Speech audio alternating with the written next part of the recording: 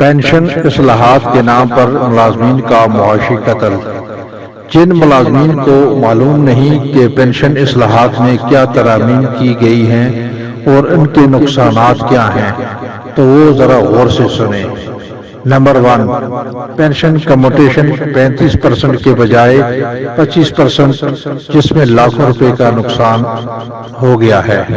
Number 2، retirement کے وقت جو ملازم کی پینشن بنے گی اس کو فریز کر دیا جائے گا۔ اس سے پہلے بجٹ میں جو پینشن میں اضافے ہوتے ہیں وہ اسی فریز پینشن پر لگیں گے۔ اس کے برعکس پہلے یہ اضافہ جات ٹوٹل پینشن پر لگا کرتے تھے۔ اس طرح ہر پینشنر کو ہزاروں روپے کا نقصان ہوا ہے۔ نمبر 3، لیو انکیشمنٹ اور LPR میں لاکھوں روپے کا نقصان ہوگا۔ نمبر 4، پہلے بیوہ کی پینشن تاحیات ہوا کرتی تھی، اب نئے قانون کے مطابق اس کی پینشن 10 سال کر دی گئی ہے۔ 10 سال مکمل ہونے پر اس کی پینشن کو بند کر دیا جائے گا۔